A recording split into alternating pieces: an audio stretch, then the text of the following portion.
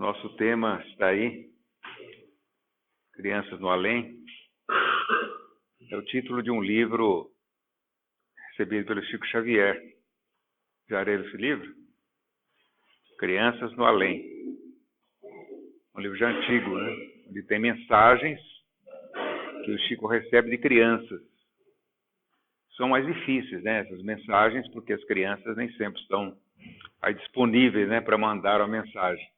Mas quando a criança volta para o mundo espiritual, ela volta como criança? É isso que nós vamos ver hoje. Então, geralmente as mensagens são escritas com a ajuda de outros espíritos, né? Às vezes é um pai, às vezes é um tio, às vezes é um avô, que o Chico, na mensagem do Chico, eles falam isso, né? Estão mandando, porque a criança é mais difícil a criança escrever, né? Do que um adulto. Mas o problema da criança no mundo espiritual é uma questão que intriga muita gente, porque será que realmente a criança existe no mundo espiritual, como aqui? Como é que é essa situação, né, da criança que desencarna muito cedo? Porque é a criança que desencarna nas mais diferentes idades, né? É claro que um recém-nascido, o que pode acontecer com um recém-nascido, né? Às vezes desencarna no útero da mãe, a desencarnação precoce. Então existem os mais diferentes casos. Como nós sabemos que se trata de um espírito que já viveu outras vidas, né? Então esse espírito está tentando reencarnar, está procurando reencarnar, e na maioria das vezes eles com pouca chance de obter êxito na própria reencarnação. É claro que esse espírito não vai ter uma experiência, vamos dizer, longa, né? Muito curta. Mas, como nós vemos no caso do livro Entre a Terra e o Céu, né? O carro do Júlio, que nós vamos falar daqui a pouco, na encarnação ele reencarnou para viver apenas 1 ano de idade. É muito pouco, né? Mas vamos ver lá o que significa crianças no além. Bom, os fatos que sempre intrigam as pessoas, porque geralmente nós falamos dos adultos, né? No mundo espiritual, as comunicações mediúnicas, as comunicações psicografadas, psicofônicas, são comunicações em geral de adultos, ou no máximo de jovens, né? De criança é muito raro. Essas comunicações são realmente raras, devido a uma série de circunstâncias, né? Mas a primeira pergunta que vem é por que as crianças sofrem? Essa é uma questão que as religiões têm dificuldade de responder, né? Por que as crianças sofrem? O adulto, tudo bem. A gente aceita que muitas vezes merece, né, o sofrimento. Mas e a criança? Tem criança que nasce já doente, debilitada, e daí para frente ela só vai conhecer o sofrimento até a morte, né? Criança que nasce com limitações de toda espécie, né? Existe muito. Agora nós estamos num período até relativamente bom, porque hoje, com o desenvolvimento da ciência, da medicina, principalmente para o atendimento da gestante, o pré-natal, o acompanhamento médico, vai evitar uma série de problemas. No passado não tinha isso. Então a taxa de mortalidade infantil era muito grande.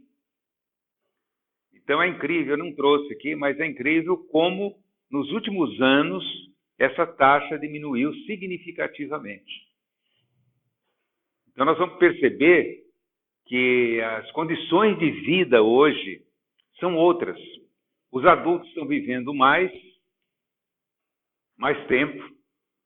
A qualidade de vida, de uma maneira geral, melhorou. para uma grande parte da população, e a taxa de mortalidade infantil também caiu verticalmente. E a tendência é cair cada vez mais, né? Por que as crianças sofrem? Claro, na doutrina espírita não é difícil para a gente responder isso. Nós sabemos que não há efeito sem causa. Que se uma criança nasce sofrendo, passa o pequeno espaço de tempo que ela vai ter aqui nessas condições, é porque existem causas anteriores a esta vida. Quem não concebe a reencarnação não vai falar isso, né? Os espíritas falam isso. E porque elas morrem também, né? Porque a criança morre. E geralmente são os dramas mais comoventes. A gente vê que o sofrimento da criança é algo que realmente toca muito fundo, né? Porque a criança sofre sem saber o que é o sofrimento. Ela está chegando na vida sem realmente ter ideia do que as coisas são. E, no entanto, já estão sofrendo e muitas vezes morrem cedo. O Jesus não se referiu à duração da vida como prêmio. Quer dizer, Jesus não deu essa expectativa de que, por exemplo, a vida, quanto mais longa a vida, mais merecimento tem a pessoa. Não tem nada a ver uma coisa com outra. A pessoa pode ter uma vida curta e ser um espírito elevado, e pode ter uma vida longa e ser um espírito ainda que está nos primeiros experiências de vida, né? Mas ele comparou a alma infantil com a conquista do reino dos céus, né? Quando ele falou, vinde a minhas criancinhas, né? E ele compara dizendo que quando formos como crianças, então estaremos em condições de conquistar o reino dos céus. Mas o reino dos céus tem um significado muito amplo. O que é esse reino dos céus? Se não é a felicidade, né?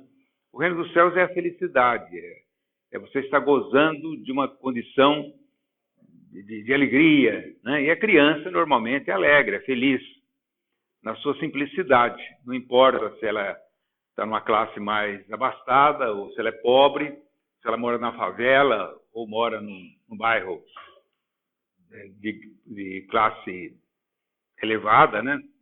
A criança é criança, ela não percebe isso. Nós, os adultos, é que vamos pôr na cabeça dela algumas ideias, né, que nós já temos, e com o tempo ela vai também aprendendo essas diferenças. A Igreja Católica, naturalmente, teve de buscar caminhos para explicar por que as crianças sofrem e morrem. Porque ficou esse vazio, né? Fala-se muito do adulto, do nosso destino espiritual, mas e as crianças, né? Então, a Igreja chegou a uma conclusão de que teria que procurar um meio de justificar por que a criança sofre. Mas, na verdade, essa resposta é a mais comum. A vontade de Deus. Sofre porque Deus quer. Os desígnios de Deus. Bom, então, né, aí a gente já vê uma injustiça, né? Como é que vai sofrer? Vontade de Deus quer que sofra, né? Ou morra cedo, né? Então, por isso a Igreja criou no século XIII a figura do limbo. Esse limbo, segundo criado, né? Isso não está nas Escrituras. O limbo seria um lugar, seria a margem, né? Seria um lugar que não seria nem o céu nem o inferno. O limbo seria um lugar neutro, onde os espíritos das crianças, dos índios, dos deficientes mentais, onde vai pôr esse pessoal, né? Porque eles perceberam assim, nós não podemos mandar a criança para o céu, porque ela não tem mérito. Para o inferno, porque também ela merece o inferno. Então vamos mandar para um lugar neutro. Então criaram esse limbo. A mesma coisa do deficiente mental, né? A mesma coisa dos índios. Só que isso caiu. Caiu no pontificado do João Paulo II. Eles declararam que realmente esse limbo não existe. Então, ficou... E agora a gente não sabe para onde vai esse pessoal, né? Porque eles acharam que era insustentável, né, manter essa questão do limbo. Até porque seria, então, nessa época, seriam 4 destinos: o céu, o inferno, o purgatório e o limbo. Aqueles que não podem ser medido o seu mérito, porque não tiveram chance nem de ter mérito, nem de ter defeito, né, eles iriam para o limbo. Os que têm mais defeitos, né, do que mérito, podia ir para o purgatório até se purificar e ir para o céu, né? E aqueles que estão irremediavelmente perdidos iriam para o inferno. Então, era o destino dos não batizados. Quer dizer, se você batizasse a criança, aí ela teria a chance de ir para o céu. Então, o que acontece? Isso. E o que acontece? Então, só a criança católica podia ir para o céu. Né? Uma criança que não era católica, e grande parte da humanidade não é. Hã? Não. E qual o mérito, né? Como que se vai justificar com a criança não nasceu na família católica, nasceu numa família evangélica, por exemplo, ou numa família que as pessoas não têm religião, então ela não teria essa chance. Na tradição judaica, né, tradição hebraica, judaísmo,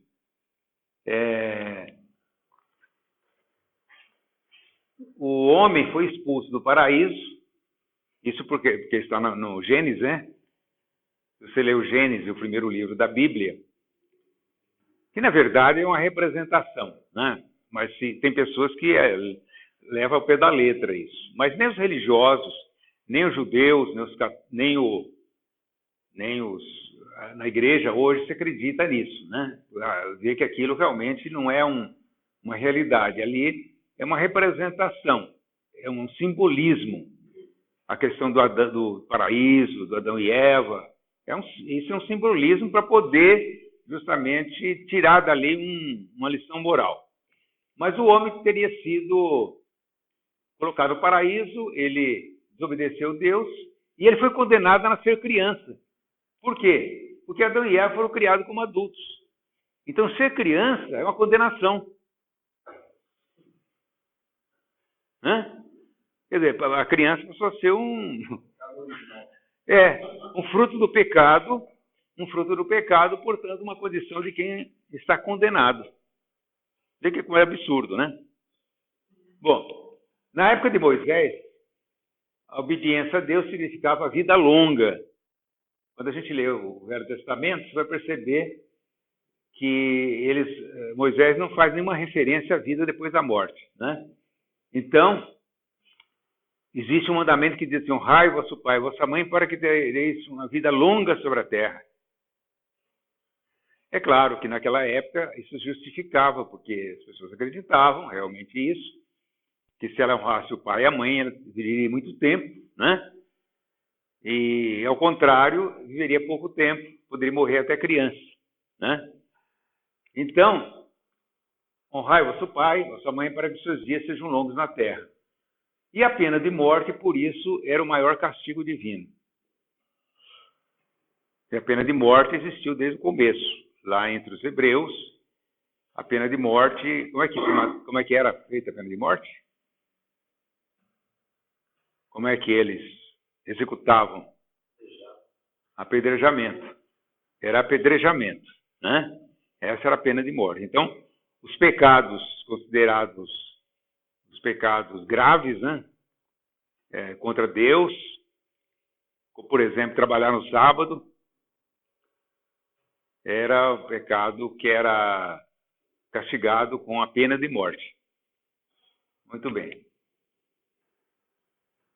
A explicação vem, então, com a doutrina espírita, a nossa visão, a visão espírita, né? Isso aqui todo mundo já sabe, Na questão 198, Allan Kardec pergunta: pertence a uma categoria superior o espírito de uma criança que morreu em tenra idade, não podendo ter feito mal? Kardec fez essa pergunta, evidentemente, porque essas perguntas eram feitas na época. Aquelas perguntas que tem no Livro dos Espíritos são perguntas que o Kardec colheu. Ele foi colhendo essas perguntas, do que as pessoas queriam saber, né? E ele selecionou aquelas, é claro que devia ter umas 10 mil perguntas, né? Mas ele selecionou aquelas que considerou as mais importantes, porque o livro também não podia ser muito grande, né? Um tamanho razoável. E ali tem essa pergunta: será que a criança que morre cedo é um espírito superior? E tem essa ideia, né? Havia também essa ideia, que a criança era um espírito superior. Por isso morria cedo. Essa criança morria porque ela era um espírito superior. Então ela não precisava viver muito tempo na Terra. Ela já veio do céu e volta para o céu, né? A resposta: se não fez o mal, também não fez o bem. Deus não o isenta das provas que deve suportar. Se é puro, não é porque é criança, mas porque progrediu muito. Quer dizer, até pode ser um espírito superior. Pode ser, né? Mas pode não ser também. Está no Livro dos Espíritos, a gente vê o caso que nós citamos aí, do menino Júlio, do livro Entre a Terra e o Céu, que é o único livro do André Luiz que trata da criança, trata do sofrimento da criança, trata justamente dessa questão, né? Que nós estamos colocando da morte prematura. É o caso do Júlio, que numa encarnação lá no tempo da Guerra do Paraguai, uma desilusão amorosa levou a um ato de suicídio. Ele tentou o suicídio. Na primeira tentativa não deu certo, ficou só na tentativa. Mas na segunda deu. Ele morreu na segunda tentativa. A primeira tentativa ele tomou um veneno. Tomou um veneno, mas não morreu. Ficou com o problema. Na segunda ele se afogou no rio Paraguai. Aí ele morreu. Então, ele reencarna, depois de muitos... Isso na Guerra do Paraguai. Depois de muitos anos, ele reencarnou ao lado daquelas pessoas que participavam da cena, daquelas pessoas que estavam lá, ele reencarnou. E ele viveu 9 anos. 9, né? 9 anos. Morreu afogado. Certo? Então já tinha uma relação com o passado, que ele tinha suicidado. É claro, tem um drama todo aí, mas ele morreu afogado. Esse morrer afogado estava ligado com o passado dele. Que realmente ele morreu afogado. Né? E ele nasceu já com um problema na garganta, decorrente da tentativa do suicídio com veneno. E esse problema da garganta perturbou ele nesses 9 anos, né? E ele acabou morrendo afogado. Depois, ele volta. Ele já nasceu vou dizer assim, para se recuperar do suicídio. Ele viveu 9 anos, morreu acidentalmente. Depois ele volta para viver 1 ano. Precisar de mais uma experiência para poder corrigir uma série de coisas no perispírito dele, né? Então ele volta para viver 1 ano.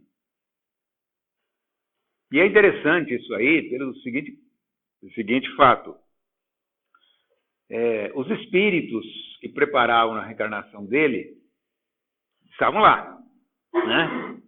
Sabiam que ele não ia passar disso.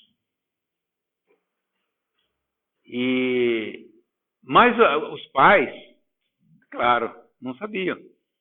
Então os pais entram em desespero, porque a criança está ficando doente, aquele negócio tudo, como acontece normalmente com os pais aqui. né? Então a gente vê que enquanto os espíritos lá, no plano espiritual, estão satisfeitos com o que está acontecendo, porque ele precisava dessa experiência, os pais aqui estavam desesperados e aflitos, e as crianças que foram abandonadas por Deus. Você vê como que é a visão de lá para cá. É diferente, né? A visão de lá para cá é diferente da visão daqui. Porque nós vemos só o lado material. E os espíritos sabem o que está atrás de tudo isso. Então, eles sabem o que é bom para nós. Então, às vezes, nós estamos lamentando o que é normal, né? Se lamentar o sofrimento de alguém, principalmente de uma criança. Mas a espiritualidade sabe muito bem o que está acontecendo e sabe dessa necessidade, né? E a gente... Por quê? Porque nós temos que acreditar na vida. Então, nós temos que lutar até o fim. Enquanto nós pudermos manter a vida, nós vamos manter a vida, né? Quando for defender a vida, vamos defender essa vida. Você viu que postaram hoje aí nos grupos aí nosso do gigante do elétrico de Jerônimo, que ele estava com hemorragia e ia morrer, disse que ele ia morrer, ele estava com hemorragia urinária, levaram ele de avião no Chico, e eles fizeram lá e ele curou. Ah, sim. O problema dele era autopiedade mesmo. Autopiedade. Ele viveu mais 30 e todos os anos. Estava enganado para morrer. Tem problemas, a gente mesmo vê, né? Tem problemas, tem doenças que dá a impressão que o indivíduo não passa dessa, né? E passa. E outra que parece que não vai acontecer nada. E aí vai, né? Por quê? Porque já existem também planos, né? E nós aqui não podemos saber disso. Nós não podemos saber. Isso que é interessante. Nós não podemos, porque se nós soubermos, nós vamos interferir no processo, né? Você fala, bom, ele só tem que viver um ano, então vamos deixar. Vamos deixar ele morrer, então. Então, nós não podemos saber, né? Agora, os espíritos que estão atrás disso, que organizaram, eles sabem exatamente o que precisa ser feito. Isso não quer dizer também que vai acontecer exatamente, eu falei exatamente, mas não é assim, mais ou menos aquilo que foi planejado. E às vezes eles não conseguem, né? Tem um livro chamado Ícaro Redimido, que conta uma história lá do Santos Dumont, que foi o inventor do avião. E ali há um episódio também interessante, em que o Santos Dumont se suicidou também. Suicidou. Ele tinha uma tendência para o suicídio. Ele já trouxe isso no espírito dele. Ele vivia super deprimido e ele não dava muito valor à vida dele. Tanto assim que isso que é interessante também, né? Segundo o espírito relata, isso foi importante, porque senão ele não teria submetido aquelas experiências loucas, né? Ficar pendurado na torre, cair da altura, porque para ele aquilo estava nele mesmo. Ele tinha essa tendência. Quer dizer, até essa tendência de suicida ajudou o Santos Dumont a fazer o que ele tinha que fazer. Porque ele tinha tal problema. Tudo bem. A história do menino Júlio. É aquela história que acabamos de falar. Vamos passar por cima isso aqui, né?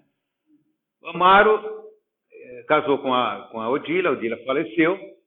O Amaro tem 2 filhos, a Evelina, que é uma adolescente, que é o esteio espiritual da casa, e o Júlio, 10 anos, que é esse que nós falamos que suicidou 2 vezes, né?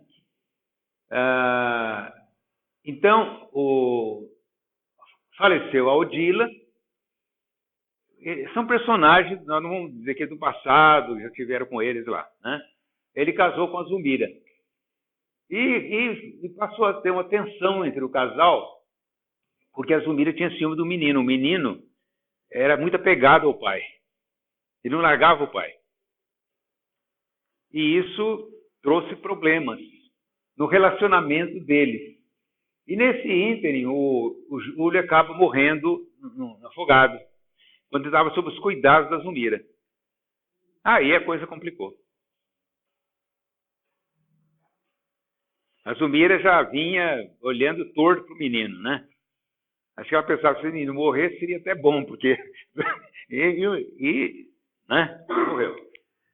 Aí a Odila, que é a mãe desencarnada, ela passa a sediar a Zumira. Ela já sediava, ela já tinha ciúme do filho com a madrasta. Aí, com o falecimento do filho, então, ela entrou com tudo e perturbou, né, a Zumira. E essa Zumira...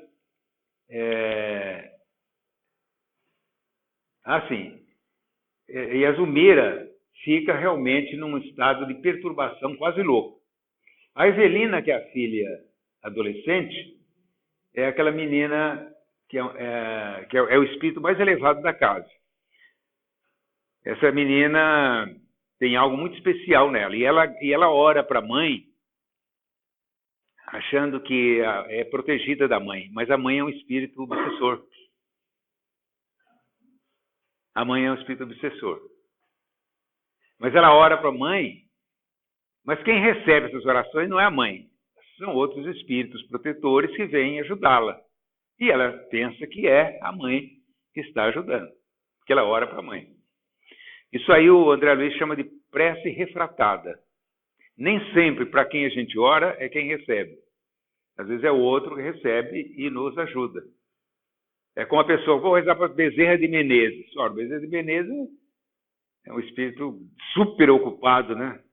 Com milhares de pessoas. É outro que vem no lugar dele, né? Para poder ajudar.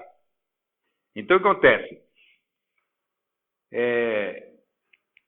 O Júlio morre afogado na praia, a Zumira se sente culpada e aumenta o assédio sobre a Odila, né? O Júlio tem o comprometimento do passado, suicídio. Ele é recolhido no lar da bênção, então ele passa para o plano espiritual,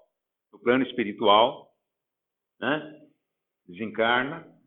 Ele é recolhido num local chamado Lar da Bênção. É uma instituição que atende criança no plano espiritual. É onde a gente vai ver, é uma casa de atendimento a crianças desencarnadas. É dirigida pela Blandina, que depois a gente ficou sabendo que é a Meimei. Isso é lá no nosso lar, né? E essa instituição que atende criança, tipo assim, como se fosse uma escola, uma creche, escola. A criança está ali aprendendo, né? E tem criança em todas as condições. Todas as condições, né? Tem as crianças que são espíritos sofredores, vamos dizer assim, e tem as crianças que são espíritos mais elevados. É claro que lá no plano espiritual eles vão tem condições diferentes. Porque a criança que vai reencarnar, como o caso do Júlio, aí ele vai reencarnar para durar apenas 1 ano. O Júlio já passa para lá e já tem um plano para reencarnar, que é um espírito que está em fase de sofrimento, né? Então, ele fica algum tempo lá. Mas ele não pode receber a visita da mãe, que é o Odila, porque a mãe está obsidiando a Zumira. Não pode receber. Porque geralmente as crianças que estão lá recebem visita das mães. As mães dormem, as mães encarnadas dormem, vão visitar os filhos nessa instituição. E essa visita faz bem para eles e para elas também. Então, quando elas acordam, elas sonharam com o filho, aquele negócio todo e tal, né? Mas se a mãe não tiver condição, ela não pode ir lá visitar. Não tem condição, que é o caso da Odila, né? O caso da Odila. Então,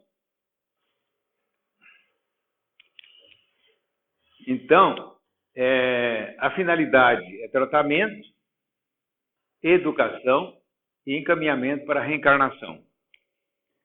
Quer dizer, lá eles cuidam da reencarnação das crianças. Aí surgem aquelas perguntas, mas a criança, quando vem para cá, essa criança, quanto tempo fica? Bom, cada um tem um tempo, né? As crianças que vão reencarnar imediatamente, como o caso do Júlio, elas dão trabalho. Geralmente são crianças que dão trabalho lá. Porque elas estão com aqueles conflitos, né? E elas não dá tempo delas voltarem ao passado, rememorar o passado. Elas têm problemas, vamos dizer, psicológicos e conflitos, não voltam ao passado. Agora, as crianças que já estão numa condição melhor, elas vão ficar muito tempo, né, no plano espiritual. Então, essas crianças crescem também lá, se tornam adultos. Com o tempo, elas vão se tornando adultos. Quanto tempo? Isso é cada uma. Não existe um tempo igual para todo mundo como aqui, né? Que quem tem 9 anos vai demorar 11 anos para ter 20, né? Lá não tem isso. A criança pode, em pouco tempo, voltar a ser um espírito adulto, ou pode demorar muito mais tempo. Isso depende de cada um. Mas são essas que vão ficar um bom tempo na espiritualidade até reencarnar.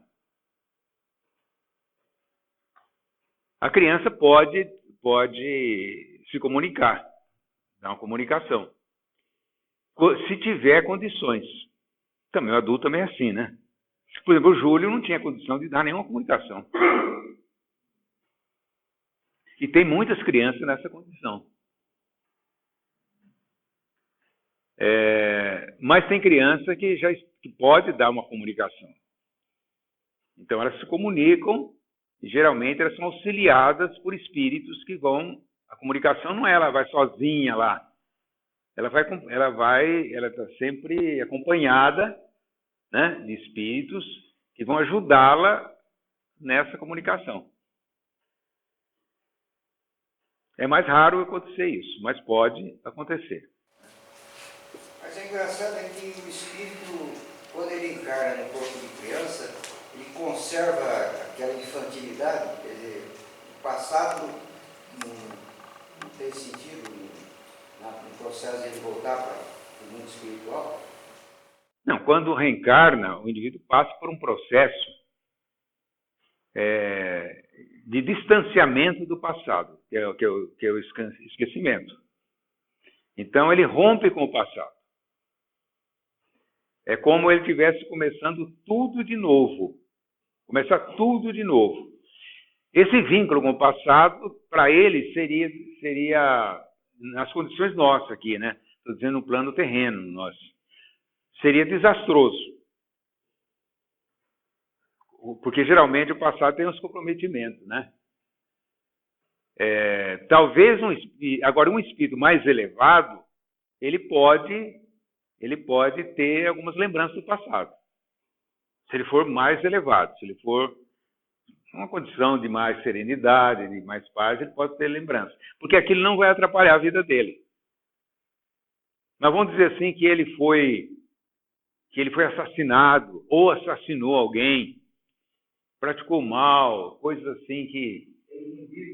Há muito tempo você falou, tem uma família que quase todos tinham lembranças do passado. Eu não sei se você vai lembrar agora. Foi um caso bem interessante.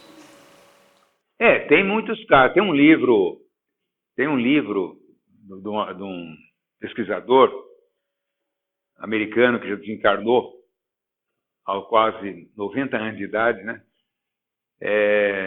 Eu não me lembro o nome do livro, mas é um livro que traz só casos de criança. Ele fez uma pesquisa de reencarnação no mundo todo. Tem, inclusive, o caso do Brasil.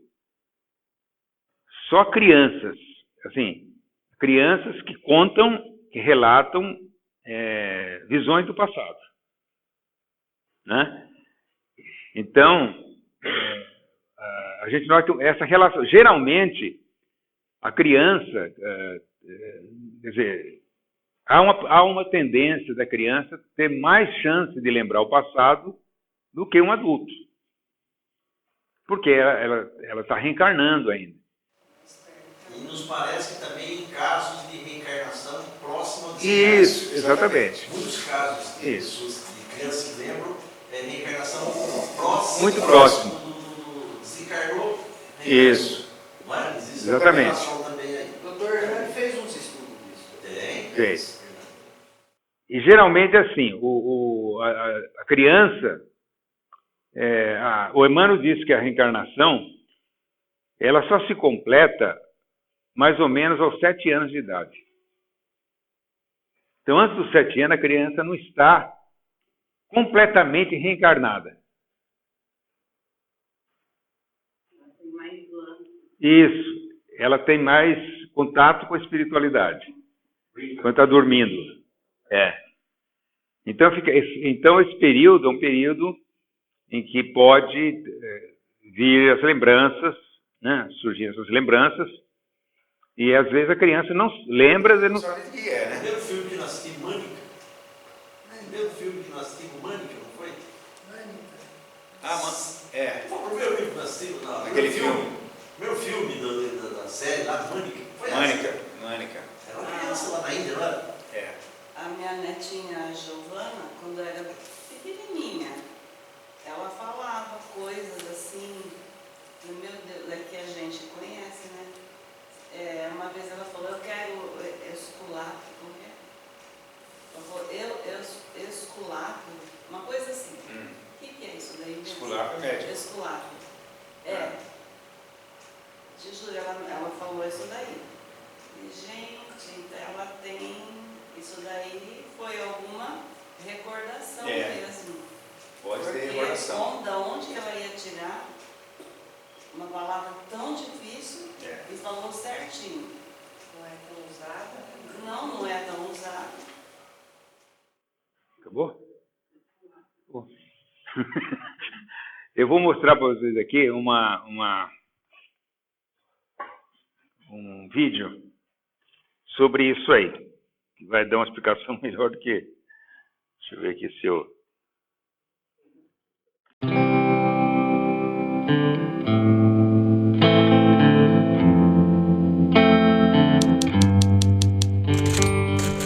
Olá, amigos da TV Mundo Maior. O espectador Daniel Muritiba sugeriu que nós comentássemos sobre crianças no mundo espiritual. E este é o tema de hoje. André, o Daniel gostaria de saber o que ocorre quando as crianças desencarnam, se existe uma colônia específica para onde elas vão. Nós temos uma dificuldade enorme de compreender a relação espaço-tempo, porque nós estamos mergulhados no universo material.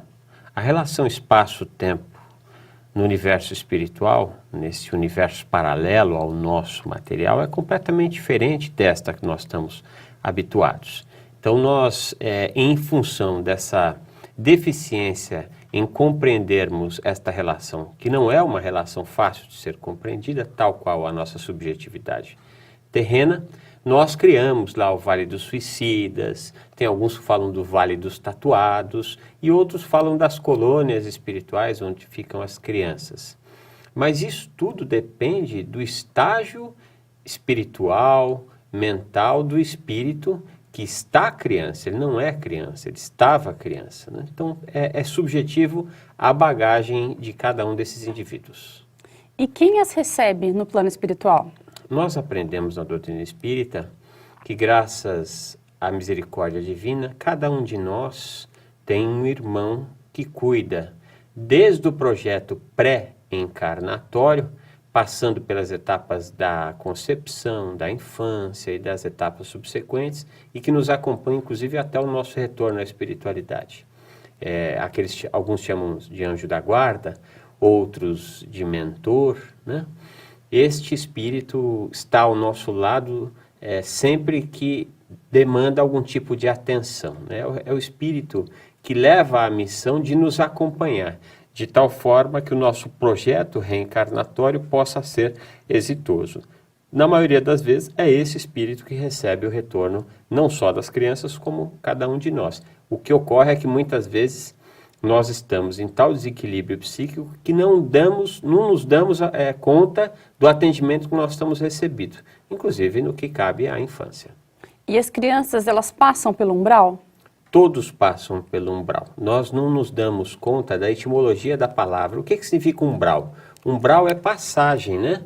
Porque umbral, a porta é um umbral, né? Nós temos ali o desenho da porta, é exatamente um umbral, um ambiente de passagem. Um umbral é um ambiente de passagem. Passagem do quê? É um ambiente de passagem do plano da matéria para o plano do espírito. O drama é quanto tempo nós ficamos no umbral. Este umbral ele pode ser conhecido, pode ser compreendido também como desequilíbrio psíquico. Falta de orientação da nova relação espaço-tempo, excesso de culpa e das mazelas que nós vamos angariando ao longo da nossa existência terrena.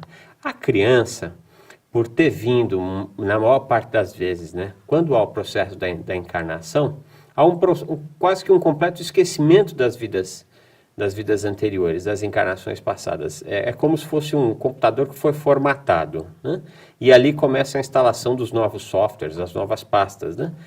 E nestas novas pastas e novos softwares da criança, muitas vezes não há os complexos de culpa, de medo, de trauma que tem já num adulto, né? Embora a psicanálise, por exemplo, nos fala dos traumas que podem ocorrer na infância e que muitas vezes arrastam-se por toda a vida, tornando-se inclusive cíclico no desencadeamento de outros dramas. Mas ainda assim, esta passagem depende mais uma vez de que espírito é aquele que está encarnado como criança. Havia antigamente a crença na Igreja Católica, uma vez que este país, Brasil, tem a sua maioria de fervorosos na fé católica, havia a crença de que as crianças, quando morriam, iam para o limbo, né? As crianças que morriam e não eram batizadas, elas iam para o limbo, que é um lugar onde não há gozo, mas também não há dor, né?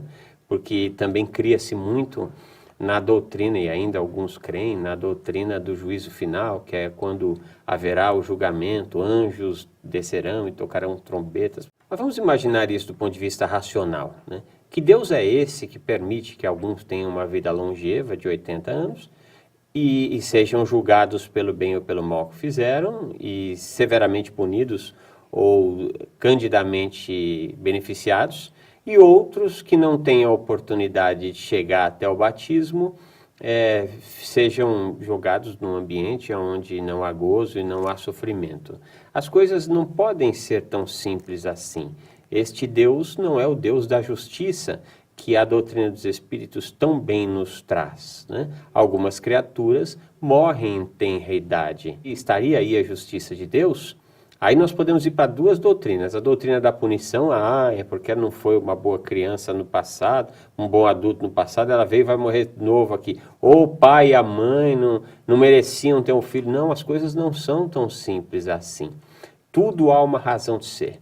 Por trás de nascimento e morte, há um planejamento, há um engendramento que é feito por parte dos espíritos superiores para que tudo se dê da melhor maneira possível, visando sempre a evolução daqueles que ficaram e daqueles que partiram. E na espiritualidade, elas permanecem como criança ou tomam forma adulta? Mais uma vez, depende, né? Porque imaginemos, Jesus encarnou, ele foi criança. Ele foi um bebê, ele foi criança. Imaginemos que aos 7, 8 anos de idade, Jesus tivesse uma pneumonia e voltasse para a espiritualidade. Será que ele ficaria ali criança? Evidente que não. A bagagem intelecto, moral, espiritual, né, científica do Cristo, naturalmente faria com que ele assumisse a identidade daquilo que ele de fato é, né? Então isso também depende desta criança. Que criança é essa? Há casos, inclusive, na literatura espírita, de crianças, de espíritos que aceitaram reencarnar para ficar um pouco de tempo com aquele casal, com aquele papai, com aquela mamãe que vai recebê-lo, para dar a eles uma oportunidade de servirem aquela criança por algo que precisou ser reparado ou construído, ou mesmo algo que fortalecesse aquele laço matrimonial. E essa criança, então, ela não tem uma necessidade, esse espírito não tem uma necessidade de passar uma vida longeva na experiência terrena. Então ele vem, passa ali, cumpre com o seu trabalho de alguns anos e retorna para a espiritualidade. Agora, o que é mais importante nós nos darmos conta é que, geralmente, o atendimento que a espiritualidade faz e que demanda mais atenção é o atendimento aos pais, né?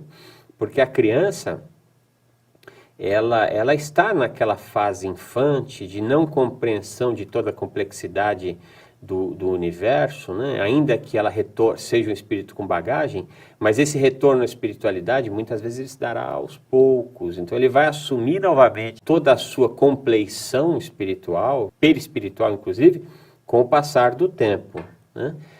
Mas o pai não, os pais estão muitas vezes, né? Chico Xavier dizia que a dor que ele, Chico Xavier médium, achava a dor mais pungente de todas, mais dolorida de todas, né?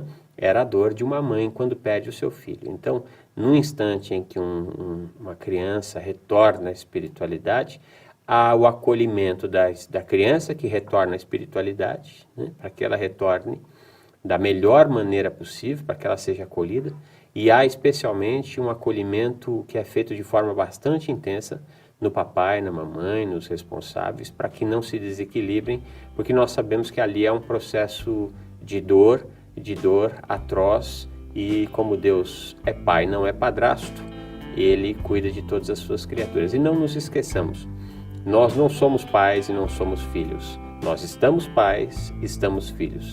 Quem cuida de nós verdadeiramente é o nosso Pai Celestial, que acolhe os que ficam e aqueles que partiram. Muito obrigada, André. Nós que agradecemos.